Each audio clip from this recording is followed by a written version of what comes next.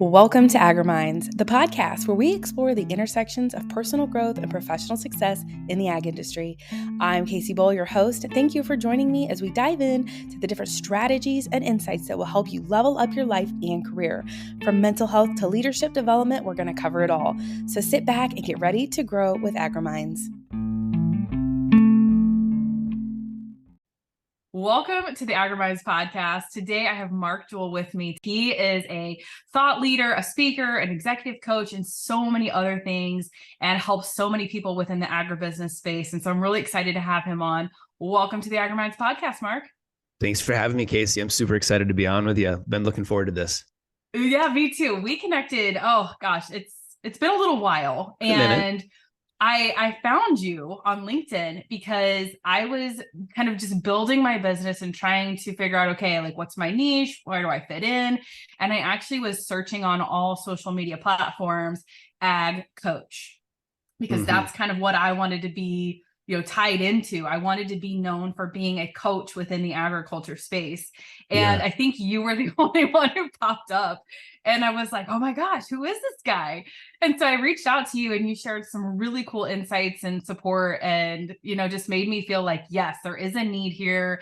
There is a place for me here. It's not crowded. It's like, there's so much that we could do, from our own different angle. And so if somebody hasn't heard of you, doesn't know what you do, would you mind just sharing a little bit about yourself and where you focus? Yeah, absolutely. And I want to applaud your efforts in deciding, first of all, just deciding to get into the space and be an ag coach. This is a need. There is a dire need. We have an entire company of coaches and there's not enough, right? There's just not enough people to get the job done that needs to be done. Business leaders are busy people. And sometimes, employees don't always know where to go. They don't know who to go to. And this is what I found out about the coaching space, the influence, the thought leadership space in general, is that your vibe attracts your tribe, man. Like your vibe will always attract your tribe. And so where there's a group of people that are going to be interested in what Mark Jewell or John Anderson from the Thrive Today team have to say, there's somebody else that's going to have interest in what you have to say, and the next one and the next one. And there's plenty of those people. So there's an absolute need, and I applaud your efforts for getting into it. And I felt kind of the same way that you did when I was getting started here about 11 years ago. I had been speaking, training, doing different things in the facilitation, working for National FFA as a leadership facilitator, doing youth leadership development. I worked in the early 2000s overseas in the little country of Macedonia, building a vocational youth organization modeled after FFA, and really living the life of my dreams as it pertains to being in youth leadership development. The challenge in that space, to be quite honest with you, is that it's tough to feed a family. So as my family was growing, I went on with my what we call a more traditional career, working in sales in the agribusiness space, doing some marketing. I actually got to market the Academy for Sciences and Agriculture as the recruiter, recruiting city kids to go to an ag school, largest FFA chapter in the state of Minnesota. Had some business experience in trying to start my own thing, and ultimately ended up producing and selling e-learning through a company called Russell Associates up in Minnesota. And we worked with Winfield and Behringer Ingelheim and Murphy Brown and some of the large ag organizations. And that's where I started to understand there really was a need for more personal development. There's professional development, I put as one bucket, and then there's personal development, right? And I have a real heart for the personal side. Not that professional development and skill development and sales training and management training, all those things aren't important. They are. But what about who is the person that's adopting those new skill sets? So here about April 1st, actually, April Fool's Day of all days in 2013, I quit my job and decided to go start my own training company. And the last 10 years, coming up on 11 years, has been an absolute roller coaster of what it takes to build a small business of any kind, and specifically trying to build a coaching business, which I'm sure looks fun and all exciting from the outside. Not always as fun and exciting when you're on the inside, because there's a lot of stuff that you guys don't see. But that's been the end of that. That's the last decade of my life, is building a company that's focused on training and coaching agribusiness companies. Oh, I love that. And the thing that you said about, my heart's really in where the person is, right? Like the personal aspect, who's the person behind all of this. And what I focus on, not only on the AgriMinds podcast, but in AgriMinds group coaching program, is the intersection of that, because it's impossible to work on one area and it not affect the other. And so I love that that's kind of your vision through this as well, is what's the whole benefit, what's the holistic approach. And you can work on your professional skills all day long, but if you don't work on your personal skills, it means nothing. You know what I mean? Because like if you're not working on how to balance raising that family that you were talking about, chasing those dreams or shoving those goals deep down because it doesn't align with the season of life that you're in, you're going to be miserable. And so we have to start at the root and kind of go from there. And so talk to me a little bit more about what that looks like for you. What does the personal development look like for you in your business? Well, at the end of the day, one of the things that companies, business leaders, decision makers will commonly ask for, probably top three, even the folks who show up to come to our events, top three requests is help me with my time management. Okay. And that's an honorable request. I don't want to diss anybody who's saying I need to manage my time better. Heck, we can all probably allocate our minutes better throughout the day. And let's be real, we can manage how we spend our time. But time management, if you have an issue with time management, the time management is not the problem, it's a symptom. Okay. Time management is never the problem. It's the symptom. And the symptom is showing that there's something deeper going on with usually what we find is that there is a lower than you deserve or lesser than you deserve standard for how you get to experience your time, how you get to experience your day, how you get to experience your life. That's the part that when we're doing personal coaching, if I can help somebody get in touch with that, and let's just say you're a CEO listening to this or a team leader of some kind, you got people who have time management issues and you're frustrated because they're not using their time as well as they could, you can send them to a Franklin Covey program to learn how to use a planner. I don't even know if they do that anymore, but you can show them a YouTube video on how to use the calendar on their phone. I can pick up my phone and I say, hey, Siri, will you please add this on my calendar? Time management, using the tools is not the problem. The problem is that I have a low or a lower standard than I deserve to have for how I get to experience my day. If you can help somebody get in touch with how they get to experience their day and raise that standard, the skill sets required to support it will naturally evolve. Whoa, there is so much to unpack there. When you were talking about time management, the first thing that I was reminded of is when somebody had shared, it's not a matter of time management, it's a matter of priority management and making sure that what you're spending your time doing is getting you where you need to actually go, right? So I think of people in my life, which I won't name names, my husband tends to tinker a little bit, right? Like he could go out to the shop and say he's going to go work on something. 5 hours goes by and I'm like, what have you been doing? He's like, oh, well, I rearranged the cabinet. And I'm like, well, you said you were coming out here to do this thing. He's like, well, I can't do that until I do this. And I'm like, that's not a priority. It was something that, like, so I totally understand it. It drives me bonkers. I can't comprehend when people don't see that this can be done first. Like one of my previous bosses used to use this now, next, later approach. And so he'd say, okay, what needs to happen right now? And then if you get that done, then we can move into, okay, what can happen next? And then on that later category, okay, what's the bottom of the list? If I get it done, great. But if I don't, and if I don't get it done by X time or date, I need to delegate that out because it's clearly not a priority of mine. And so I loved that approach to it. And again, it's when you mentioned, how can I experience this moment in time in the best way possible? Most people don't think about that.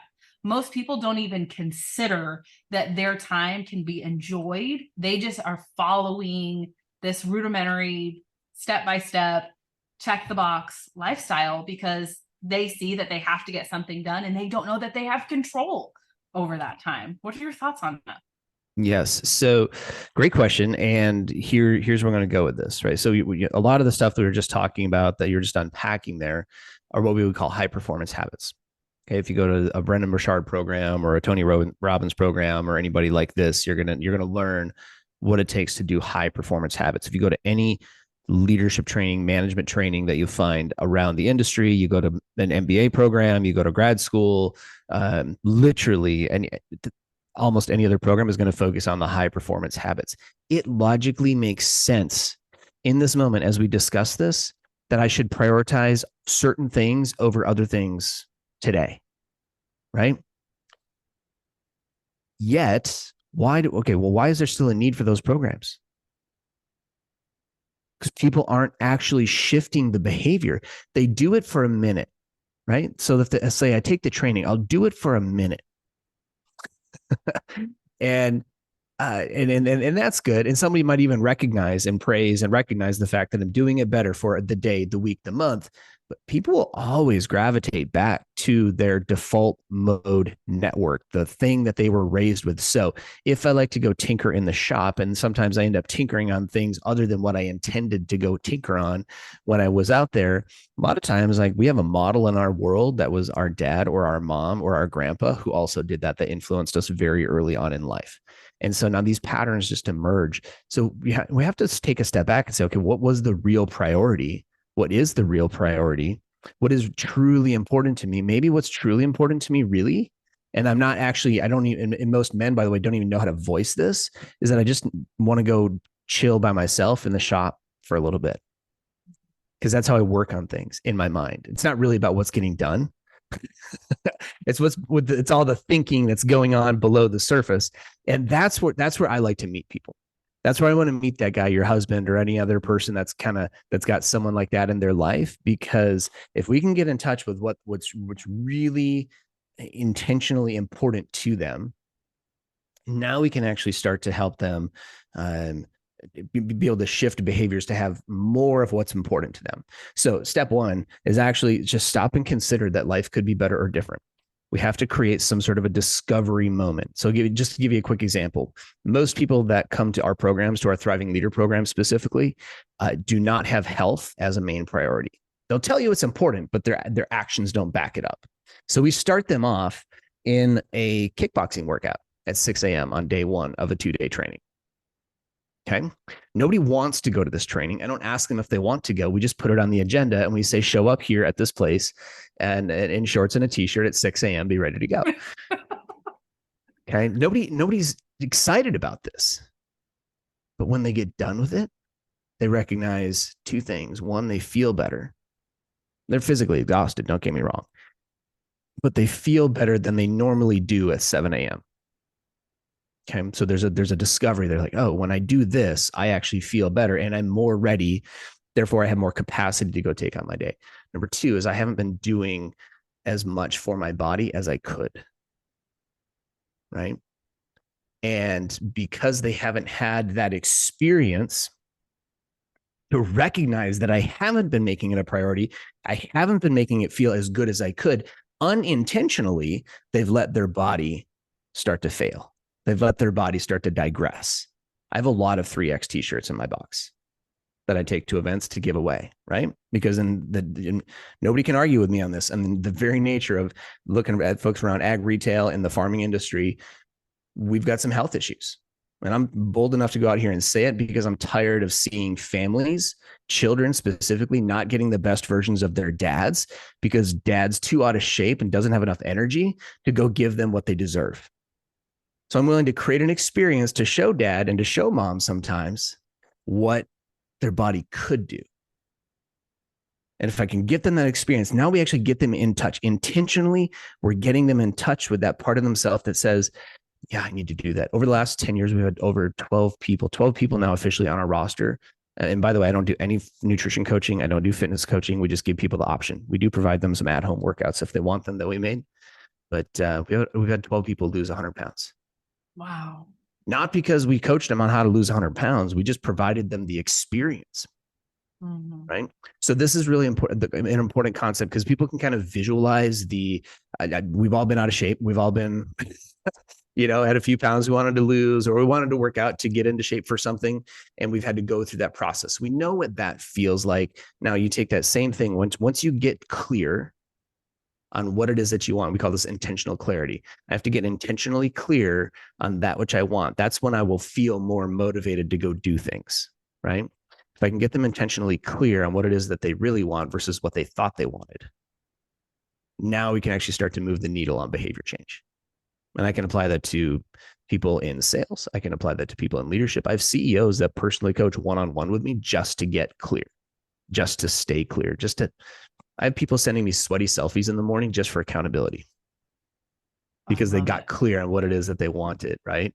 So whatever it is that you want always will stem back to, can we help them get intentionally clear on what they want? Clarity is power.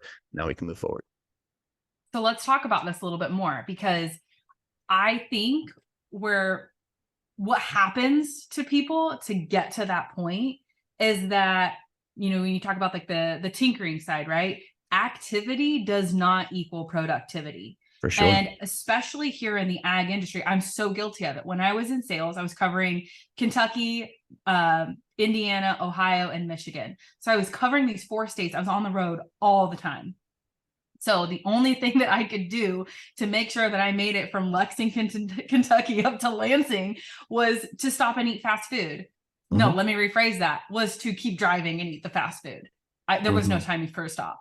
And I remember this question when I was speaking at the Mid-America Crop Life Association this past summer on balancing work and family. And one of the questions at the end was, so what can we do now? Because they had just gotten that clarity that you just shared about. You had all these very exhausted dads, right? The majority of the people in the room were dads or executives in these high agribusinesses. And they were saying like, hey, I'm this executive. I'm expected to be gone all the time, 4 nights a week, and I'm missing my kids' soccer games. And so in order for me to get home in time, the only thing that I can do is stop and grab fast food and then keep trucking. So like, what can we do? What's the very first thing that we can do? And just like you said, it's to prioritize that time. And prioritize those things that matter to you. Because if you don't feel good, if you're not fueling your body and fueling your mind with those things, you're not going to show up. And so that's the root of it, is to start there. And so I said, what would it look like if you took 15 minutes let's just say you don't even change the food that you eat. Let's just say you still went through the drive-through and you pulled over to a rest stop and you took 15 minutes to eat that food, not driving down the highway. What would that look like for you? And none of them had any answer. They're just like, I've never considered that. And I'm like, let's just say we're not making major diet changes right now. Let's just start with one small change of just stop driving for 15 minutes to digest that food. You know what I mean? Not moving and going at a fast pace. Yeah. You're giving yourself that chance mentally to just slow down and process, your day. Give yourself a chance to just take a break mentally. And then the next time you go through the drive-through, maybe you make one small change to a healthier meal that you order. So it's just making those small steps. What other tips or tricks do you have, or things that you share with your clients or at these workshops of just, where do you start with this? So you have to start with a decision. It all comes down to this. Everybody that's listening to this podcast probably knows what a pesticide is and what one does, right? Kills the pests. They know what herbicides do. They know what fungicides do. The thing that those 3 words have in common is they end in CIDE. So does decide. Ooh. Okay. So when I make a decision, when I decide that I'm going to be healthier for whatever reason, for myself, for my energy, for my customers, for my kids, right? One of the things I'll say to clients once in a while when somebody's having a hard time getting motivated to get up and go make their body a priority. And we teach something called the law of infusion, right? The law of infusion states that I can only infuse others, the people that I care most about, the people that I serve at work, my clients and my customers, and my colleagues. I can only infuse others to the degree that I first infuse myself first. Yeah. Okay. So you have to make the decision. I decide to make my body a priority, which means I'm going to feed it better things. McDonald's is plastic food. Okay. It's not good for you. I don't care if you have livestock that gets used in the process or wheat that gets used to make the buns. It's not good for humans. Okay. That is not good food for human consumptions. My kids don't even ask to go there anymore. And I'm not trying to be righteous. I'm just trying to share with you, like, hey, I've learned some things and I've got the results to back it up. So that's one of the things I share with people is just stop, just make a decision to not do it.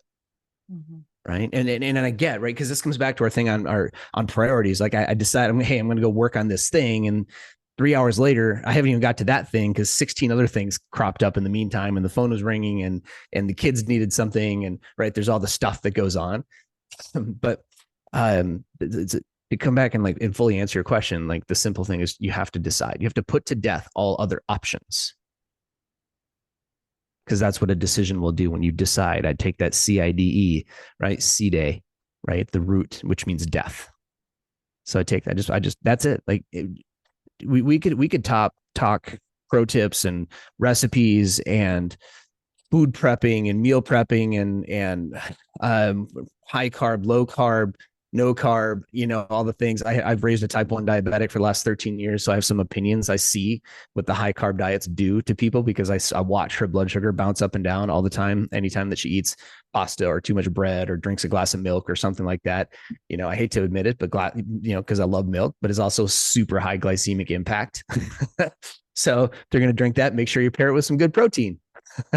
Even though I know there's protein in it, right? But it still impacts the body quite dramatically. But we could talk all day long about tips. What I would love for people to really get in touch with is this.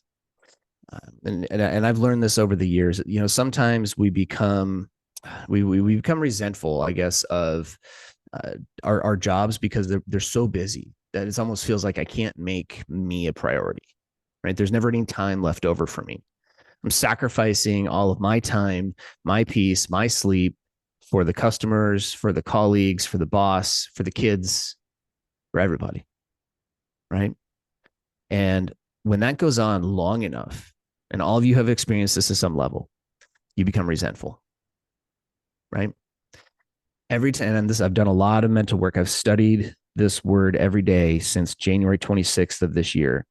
And it's currently December 7th. So that's almost an entire year in study, almost 11 months in study on this one word. All the times in life that have become the most resentful are always because of the times in life I've been the least intentional. Wow. What intention demands of us is that we start to decide that we're going to make ourselves a priority so that we can be more present.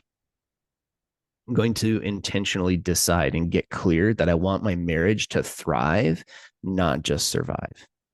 So that someday when we're empty nesters, we're excited that we get to hang out together without kids and be healthy and have vitality with which to do so. I make a decision that I'm going to be intentional about my relationship with my creator. And I'm going to spend time in the word, not just poking around a devotional every once in a while when I get a minute, but I'm really going to go deep on the word and have intention and saturate my soul with that relationship.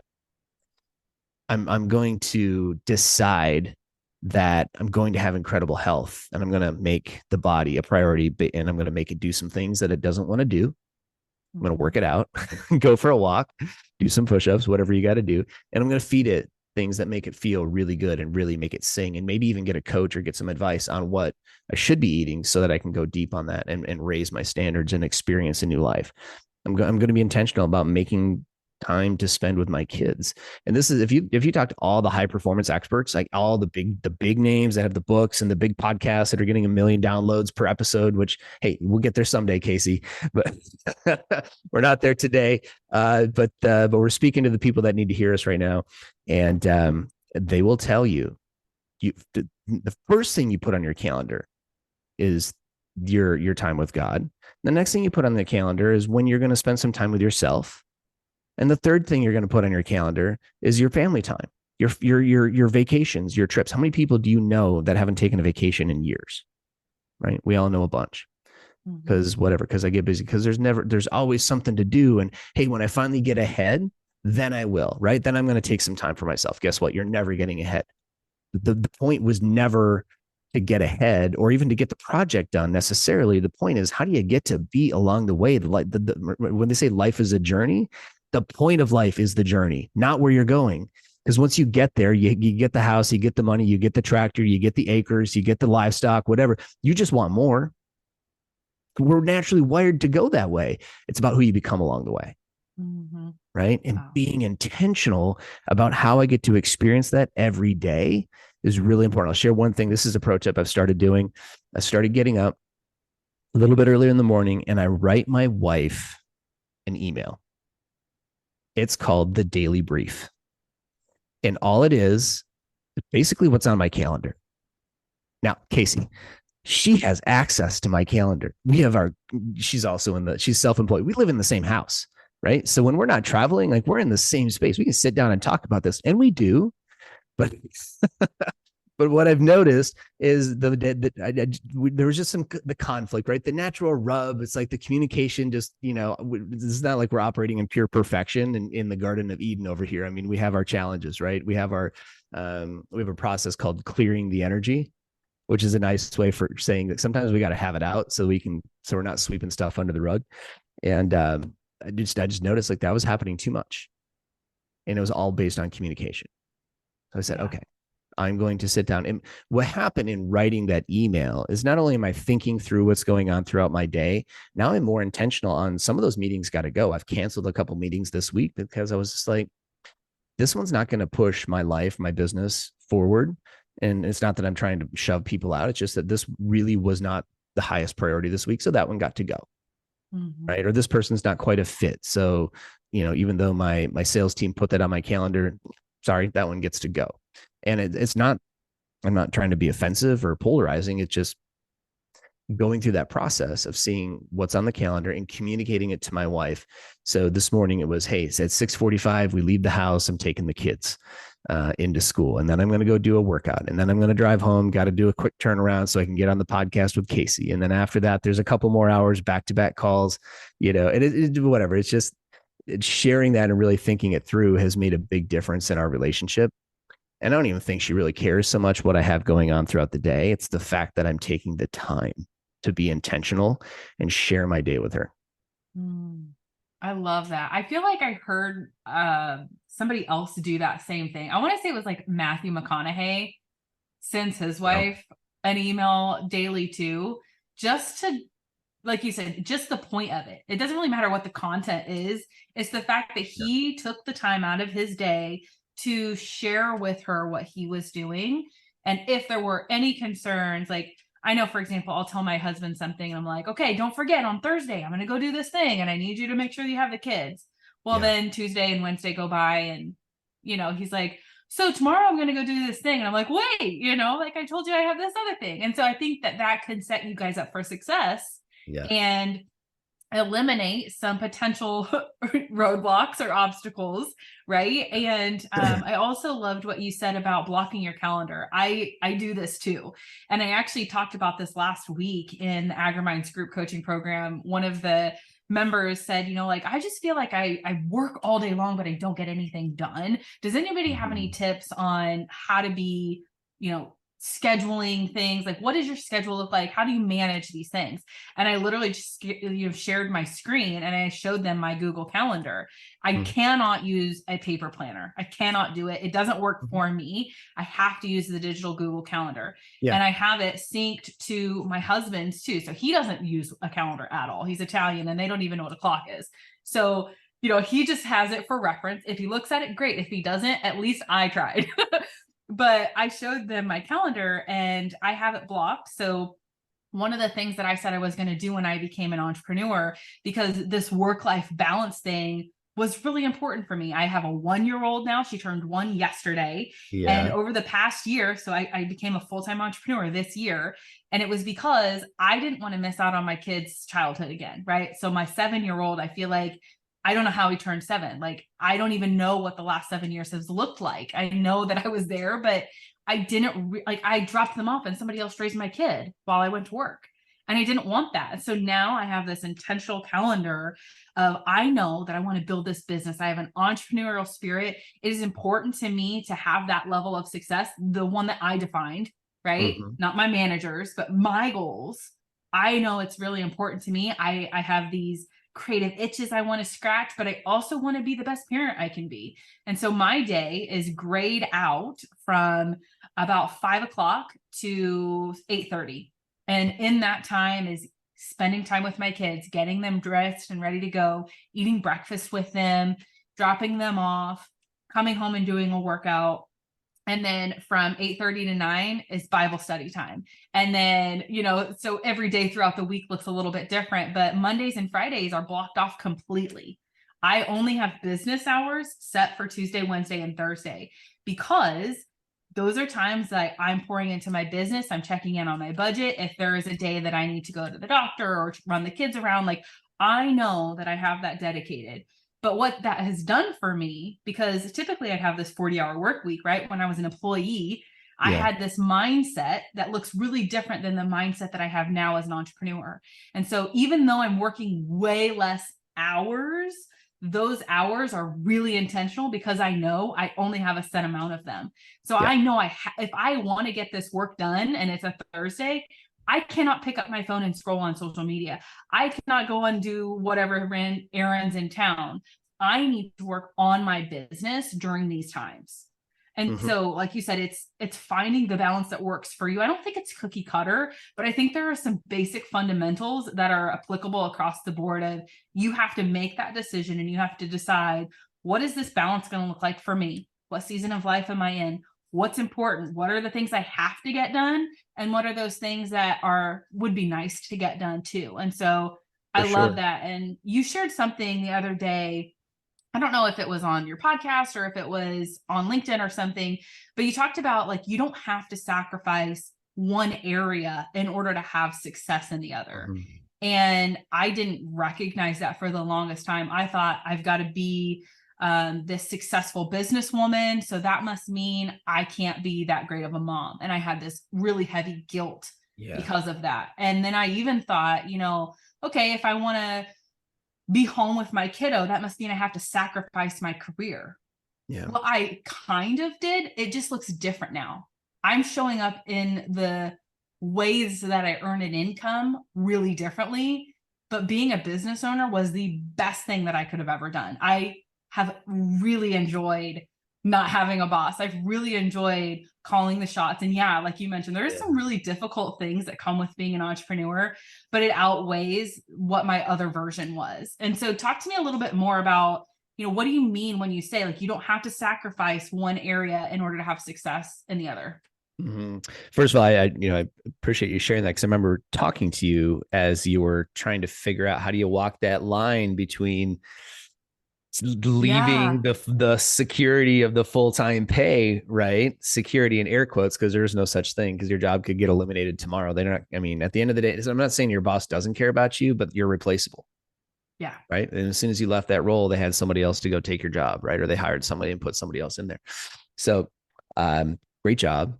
Because like I said before, people need to hear this. And I want to touch on one other thing really quick, and then I'll transition into answering your question. This was coming through as you were talking about this last piece. So it's not cookie cutter, right? How you run your calendar is going to be different than how I run my calendar, is different than how your husband would do it, or my wife would do it, or anybody listening to this.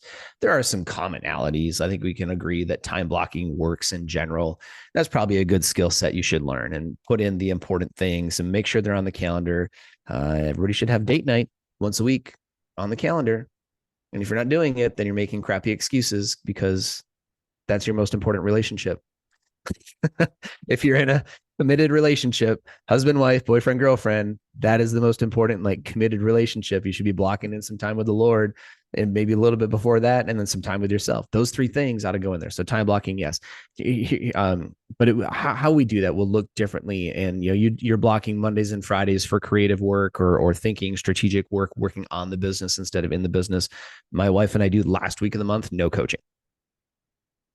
Maybe I might run an event if I need to sneak it in for a client, but by and large, there are no calls.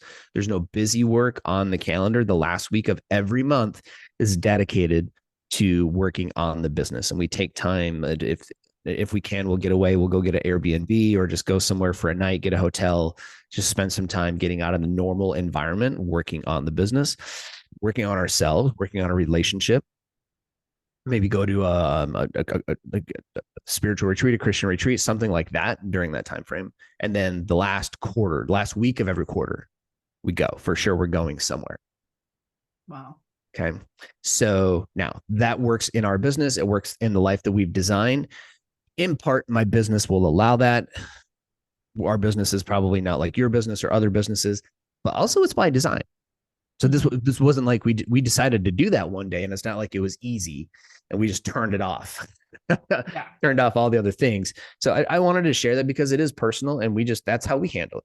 So, you can create those intentional blocks of time so that you can live your life intentionally and not have as much resentment, which is ultimately the goal. How do you balance it out? Honestly, it comes down to protocols. Right.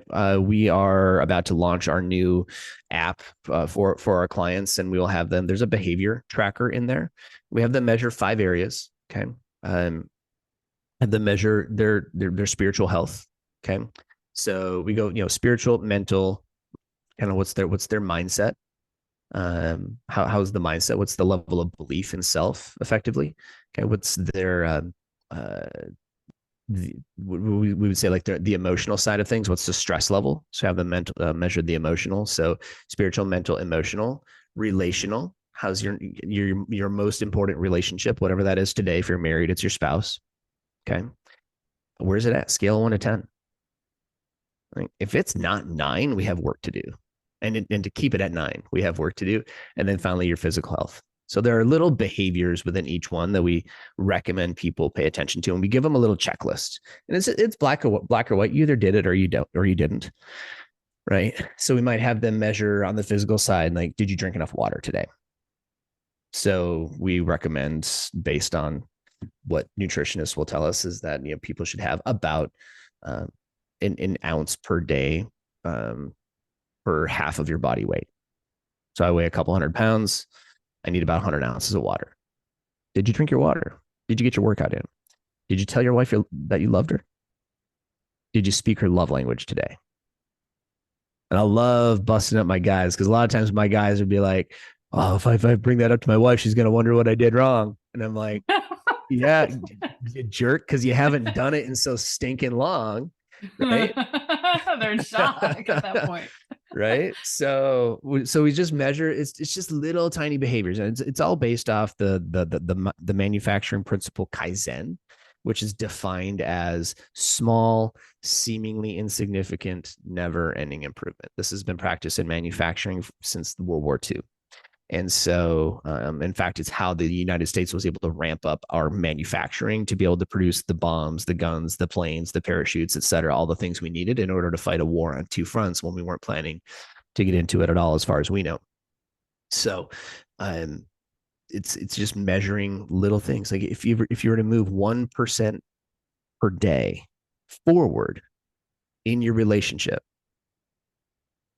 in 90 days, you're 90% better. In 6 months, you've done a 180. So if it's heading the wrong direction, that's how quickly, right? We don't think about that because it's, it made me mad today, right? They ticked me off today. And so, so maybe we go backwards. So maybe over the course of 90 days, you only get 45% better, but you're still moving forward. So maybe it takes you a year to get the 180, but that's better than a lifetime being resentful of each other. Right. So it's just little measurements in each one of those areas, little things. It's just a little checklist, we call it a daily protocol. And if you look at all the most successful people, and I've studied, just all I have a list of heroes that are the most successful people, whether it's in my world, in the speaking world, in the professional world, CEOs. John Paul DeJoria is one of my favorite entrepreneurs that I follow.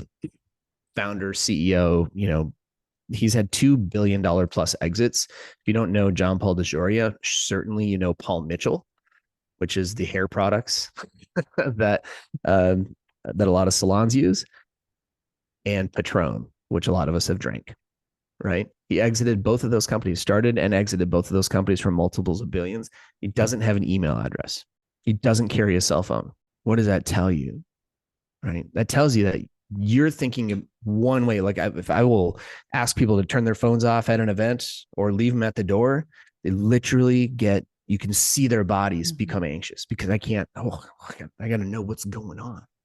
Right. I must know, I must be able to respond. What if a customer, calls me and needs me? Listen, if you got a customer that's leaving you because you didn't call them back within 15 minutes, go get a different one. Yeah. Screw that guy. That is not the right kind of person. And I'll share this because I'm sure there's some salespeople out there who feel like they're at the whim of the farmer making the ultimate decision on whether they get paid or not get paid. And I think it's time for that tide to turn just a little bit. Like we all need to be respectful and balance it out and be good consultative salespeople and don't be selling stuff that people don't need and build that relationship with that person before you need the relationship. Don't just go pitching them stuff. And that's what's created this whole price driven, world. And you're frustrated by it because you feel like if you're not there so responsive all the time that some of my customers are stepping out of church to go return a call to a customer because they're afraid of the customer. No, you get to train your customers how to treat you. The reason that you are at the whim of your customers is because you don't have a system for how to manage your customers. You're not being proactive enough. Dare I say you're not being intentional enough. And that's why you become resentful. We may need to do a part 2 on that part because I could go all day. I've been studying the word intention every day since January 26th. It's December 7th as we make this. And every day I learn something new. And by the way, the more I go to work on intention, the more ways I find out where I'm not. It is such a mirror. And my wife is now consistently reminded. She's like, I thought you were the intention guy. I'm like, ah. Like I know my husband does that too. I'm like, I know I'm better than like 90% of the other dudes out there, and it's still not good enough for you. I love that. Well, let's dive into that one real quick because you spend just as much time. I mean, I do the same thing. We're pouring into other people all the time. We're trying to help other people be better personally, professionally, be more intentional. Your hashtag Thrive Today. But what do you do for personal or professional? You can pick one or the other or both to pour into yourself. I mean, do you have your own coach? Do you have a set of resources that you lean on? I know we have something in common of 75 Hard, and you've done that a couple times, but what kind of stuff do you use to pour into your own self? Yeah. So first of all, I'm just going to go back to the daily protocol. So I practice what I preach. I use my own Thrive with 5. I have my own little checklist. And for the most part now, just so you guys know, when we think about personal development, we go from awareness to embodiment. Everybody has to go on that journey. So I become aware that this could be a thing, that this could be better, that my life could be better. I could have more, I could do more, I could be better, whatever. So we get awareness, but then there's a journey that goes from there to embodiment. Okay. And so I've done the Thrive with 5 for so many years now that I don't need to write it down because it just has sort of become like, if I didn't do it, if I didn't tell my wife that I loved her today, I would feel weird going to bed tonight. It would be like not brushing your teeth before you go to work in the morning. Right. So, but I still practice it. I come back to it. And if I start feeling off, I have to come back to that checklist and say, okay, where are we at? And then sometimes does something need to be upgraded? Okay. Now, often we don't question ourselves, or at least I don't always question myself and say, hey, what do you need to push yourself on today? So that's where you're getting around other people. And I'll just say this, Kacee, and hopefully you agree with me. Everybody should have a coach. Absolutely. Being in this space, I invest a lot in coaching. I think that's in integrity. I'm not going to ask my clients to invest in our coaching programs if I'm not also on the receiving end. So I belong to a group called the Next Level Experience, or the EDGE program. It's kind of rebranded here the last couple of years. I did that for about 9 years, and that was the game-changing, ball-busting type of coaching that I needed at the time. I've evolved. So kind of taking a step back from that organization, and still have a lot of great friends from that group that I stay in touch with. And those are some of my best accountability partners. Right. So, and I'm always looking for people who are doing better than I am at what I want to be great at. Okay. Yeah. So you should check this one out too. I got involved with a group called Brand Builders Group, which is out of Nashville, run by Rory and AJ Vaden. Rory was the youngest Hall of Fame speaker in the National Speakers Association ever. And and he's only 40 now. So, but they have a great program that is a community of other people that do what you and I do for a living, and people who are trying to get their brand more well known. And one of the things that I'm launching a new keynote in 2024 called Powerful Intention, and that is based on the work of the study of the word intention, and that was all brought on through my coaching with Brand Builders Group. So that's where it's a little bit personal, but it's more on the professional side. So I had the personal game going pretty well. I have the tools over there. And then it was time where I felt I did a lot of keynoting in the ag industry up till about 2020. And the pandemic gave us a nice opportunity to kind of take a break from that. But I wasn't really feeling the vibe. That's going to sound a little granola-y to some of you guys, but I wasn't really feeling the vibe of my content. I was just time, because every speaker, every influencer, thought leader has to go through a phase of upgrading their content over time. And I just wasn't quite sure what mine should be yet. And so I went through that process over the last 3 years of really redefining me, going through a very tough time, in all honesty, a very tough time in the business, because we were crushing it up until about May 13th of 2020. And suddenly we didn't know, right? And I ended up having to lay off my entire team and start back from nothing, go almost bankrupt, and come back from the bottom and rebuild the entire thing. And we're almost back to where we started or almost back to where we were at the start of 2020, as of the end of 2023. So it's taken about 3 years. And going through that tough time, but now we've redefined the content. We've got a new body of work coming out. I've made some promotions within the business. So now we have a VP of program delivery. We're looking for the VP of sales if anybody wants to come hang out and be on the team. So the last thing I'll mention is just surrounding myself with other people, not even coaches, right? If there's something that I want, I look for people who are just doing better than I am at that thing. So if it's somebody said, hey, if you want to be a millionaire, you got to get $1 million problems. Okay. Well, if you want to make 10 million, you got to get $10 million problems. So, well, how do you even know what those are? Go find people. There are people all over. And by the way, the most successful people I know have always been the most accessible people. They're willing to share their advice. They're willing to buy them lunch. Buy them lunch and a glass of Chardonnay and sit down and just pick their brain and ask questions. Most people who are successful are willing to share with you. And if they're not, they're probably not the type of successful person you want to be. And that's okay.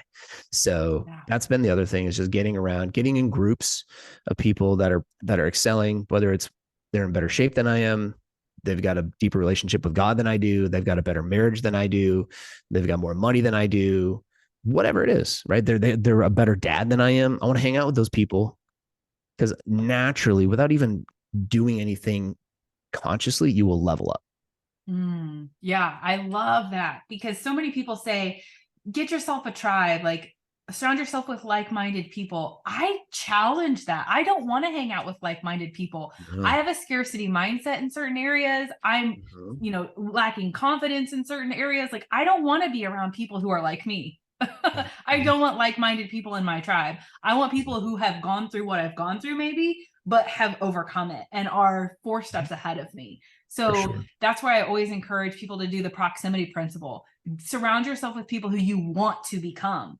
And that will help you. Oh, I love it. Mark, this has been so good. I love this conversation. The goal of life is not to get comfortable. Yeah. Right. A lot of us are in pursuit of comfort, and you can have a day, like work hard and take a week on the beach. I'm not saying like don't go have some fun and, enjoy a few margaritas on the beach somewhere. Like, go get that. We do that. And like God designed the whole universe to just constantly be expanding. You are in it, and therefore you must do the same thing. Yeah. And growth isn't always comfortable, but man, it's so worth it. Well, I remember my very first coach. I had told her some things that I was working on, and one day she's like, so, talk to me about what you got going on. And I shared with her some of the things that I had completed. And she asked me, awesome. How are you going to celebrate? And I was sitting there thinking, what is this worth celebrating? Like, I just felt like that was a thing that I had to do. Yeah. And to me, it felt like I had to get it done, but it felt small compared to the big thing that I was working to accomplish. She's like, Kacee, you have to, celebrate. And it may just mean go to the coffee shop and buy yourself a latte that you don't normally get. Yeah. Because I usually drink coffee at home, right? Like that $5 coffee was a splurge. That was the win. And she's like, even if it's that, just acknowledge that you completed the thing that you were working on. Mm-hmm. And so I think even in the ag industry, we're afraid to do that. Awesome. You got through your day with no machinery breaking. That's a celebration. You got through your day without picking a fight with your dad on the farm. That's worth celebrating. You know what I mean? Like even those small things. And so maybe it doesn't look like a week on the beach for you yet, but maybe if you have 10 full months of no arguments with your family and no hiccups there, and that deserves the week on the beach or something. And so it's okay to celebrate those small things, even if it's just a mindset shift or a perspective change. That's worth acknowledging and celebrating as well. For sure. And make it super relevant. Like I'll be honest, I don't really like sitting on the beach for a week. It takes a lot of alcohol for me to calm down. and that doesn't really align with how I want to feel most of the time. So maybe for me, it's hey, I'm gonna get this proposal done this afternoon, and then I'm gonna go hunting. Yeah, right. Reward yourself with the thing, something that's relevant, because I'd like to go sit in the woods, even if I don't see anything. At least now I can calm down. I'll be honest, sometimes I send emails from the woods, but it's at least I'm out there, like in a space that's not my office. It's a little bit different, whatever. And then by the way, guys, like I've been a parent now for almost 16 years. I have 3 stepkids on top of my 3 kids, half a dozen kids. I have a great relationship with all 6 of them. And that was not always the case, by the way, with the 6 or the 3 that are not of my blood. That took some work. But your kids don't do what you say. They're going to do what they most commonly see you do. So that's some advice I got from one of my coaches over the years. And as I studied the Bible, the decisions that we make in this lifetime not only impact us and not only impact our kids, but it goes on for 4 generations. So what kind of legacy do you want to leave? What are you being intentional about? It's those little decisions. And if I may, I know we're running a little bit short on time here, but I just want to give everybody a quick analogy. I learned this from Chris Masterson, Dr. Chris Masterson, who's written a couple of books on exponential growth. So this is about the power of exponentials. So let's just say we've got our little waters here today. Let's say we've got some magic water in a glass, Kacee, and we go up to Yankee Stadium and we take just a little medicine dropper of this magic water. And when I drop just one little drop on home base and it hits the ground and it splashes, at the timer starts and it starts doubling every minute on the minute. That's what's magical about it. Okay. So this is magic doubling water. So that water doubles every minute on the minute. Let's just say we put it there at 12 o'clock. We go up to the stands, grab a beer and a hot dog. We're just watching this water and you don't see anything, right? At minute 1, you're not going to see that from the second, from the upper deck, the 3rd minute, the 4th minute, you're not going to see anything. I'll just throw this out there. What time do you think it'll be before that stadium would fill up with water if that little drop of water was doubling every minute on the minute? Math was not my strong suit. Don't I? Well, I also haven't given you the volume, right? So you wouldn't know.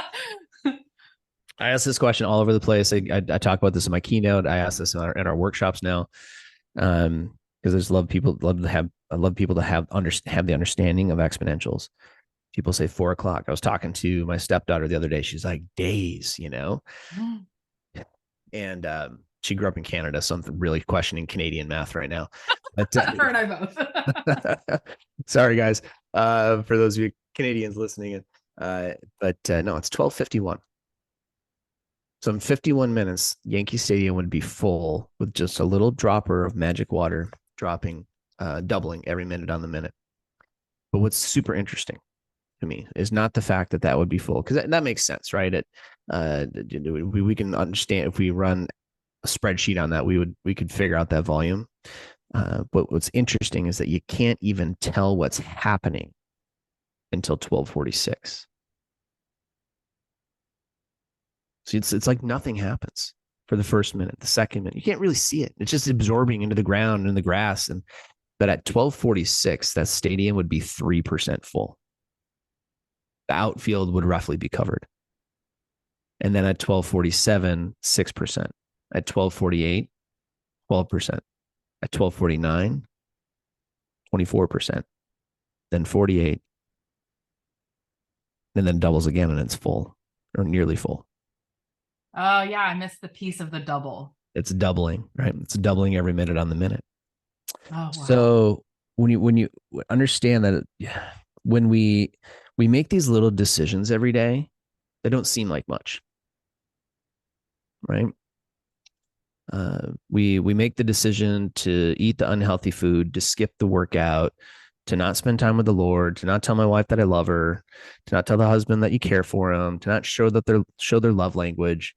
Our kids pick up on that. Yeah. And later on in life, right, they're going to be battling the same things that you are. How do we know this? Because you're battling the same things that your folks were, right? We see the same patterns passed on from generation to generation. So if you care about the legacy and you really understand the importance of this, maybe it's not doubling, but even if it gets 10%,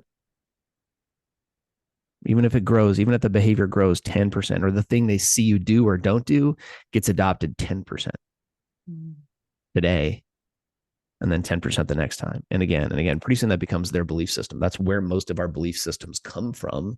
Our brains are pretty well hardwired by the time we're 7.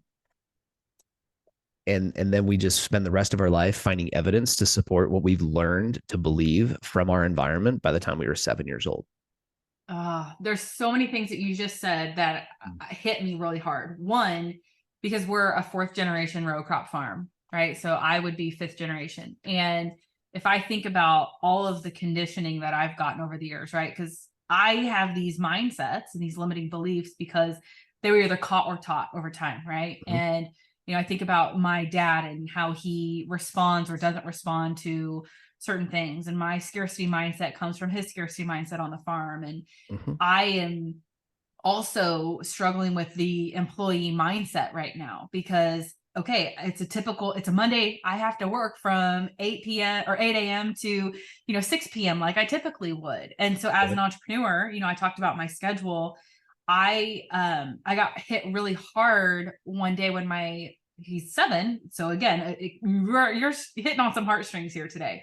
My 7-year-old, back in probably April or so, I was still working from home for when I worked at corporate America. And it was right as I was transitioning from them to becoming a full-time entrepreneur. And I was kind of like putting things in place to what is this going to look like once I leave? And I was putting that schedule together, and I told you about my time blocks. And what I didn't tell you is that every day at 2:00 in the afternoon, I stop my day.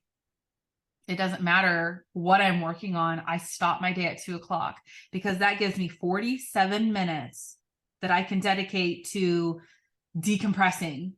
Right. So like I used to get that when I drove to an office, right? Like I used to do that when I left a farm. I had drive time before I got to pick the kids up, and I could kind of like decompress from my day. But working from home, I didn't get that. I would go from downstairs to upstairs and go from work mode to home mode in an instant. And that was so hard on me. So I stopped my day at 2:00 every single day because my 7-year-old made this comment. He goes, I just want your attention, Mom. You're either working or you're cooking. And I was thinking, what do you mean? Like, that's not all I do. And I was thinking about my day, and I'm like, he's right. Every time he came home, I was in the middle of something, and I would say, hang on, let me wrap up this email, or hang on, let me wrap up what I'm doing. And I put my son on hold. As soon as he walked in the door, I put my arm out and said, hang on, not yet, to him. And I didn't want to do that anymore. And then as soon as I was done working, I would go upstairs and make him a snack, or I would start on dinner, depending on how long I put him off. And said, let me keep working on this for another hour or two.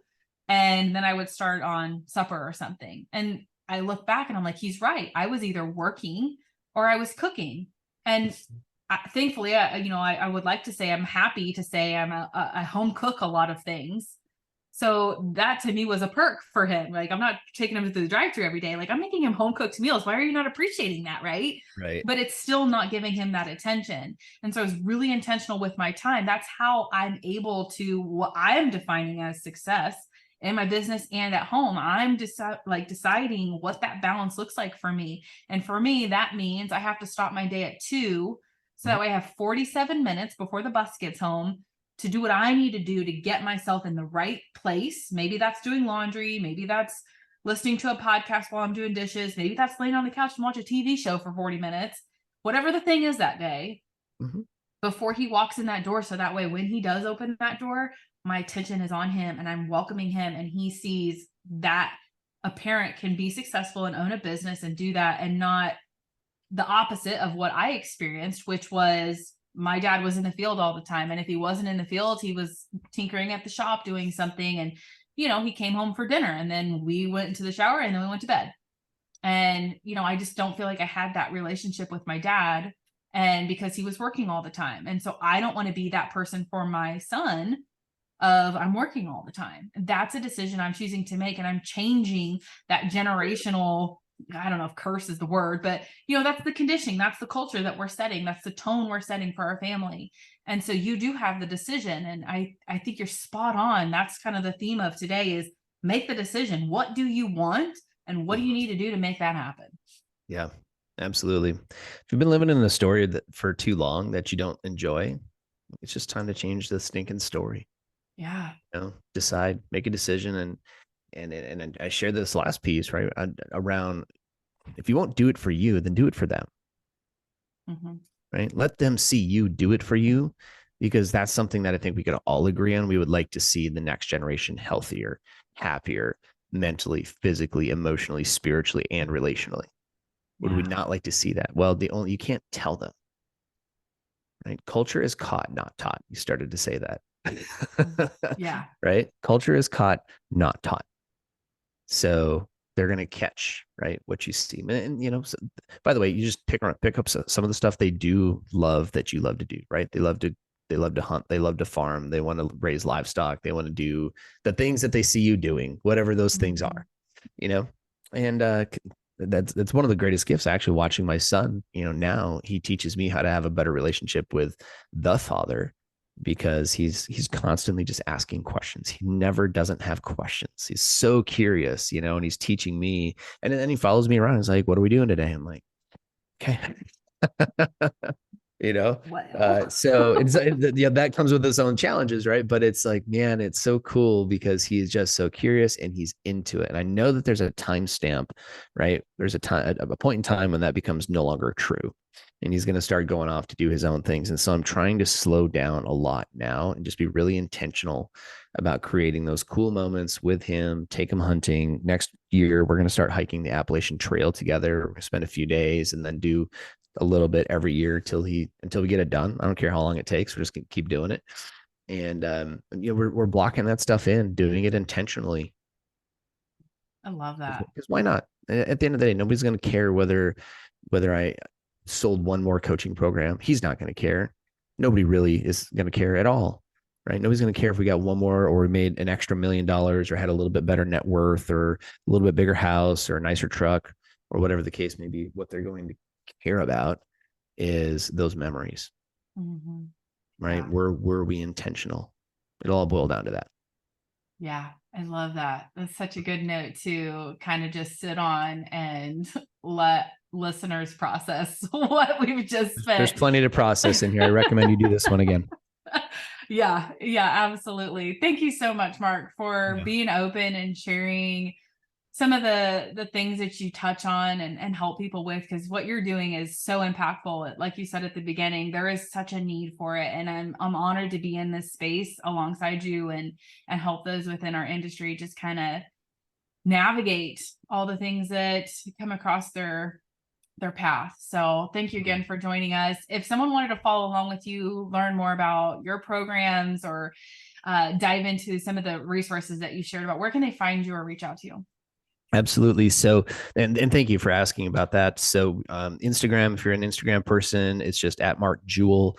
On LinkedIn, you can just look up the name Mark Jewell. Jewell has 2 L's. We spell it correctly in the old British format. And come connect with me there. That's probably those are the 2 best places to connect. And I'm going to invite everybody, depending on when this goes live, Kacee, there may just be a little capture box there, but there's something that we're working on that's become really important to me. The mission that I feel God has put upon me for the time being is to equip 1 million leaders with the tools to lead life with intention.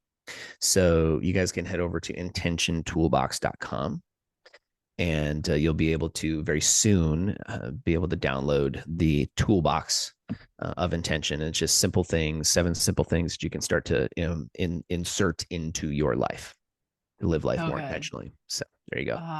So good. I'm going to do this too. So like you mentioned, even coaches have coaches, and although you're not my coach, you have given me so many things and so many resources over the last several months. Like you mentioned, we connected before I left my job and kind of gave me this little pep talk and some pointers. And so, I appreciate you so much. You bet. Aren't you glad I did it? So glad. I won't say never, but I have no intention on going back. This was the best thing for me in this season of my life. Yeah. Awesome. Good for you. I'm super happy for you. All right. Well, thank you, Mark. I appreciate it. Mm-hmm.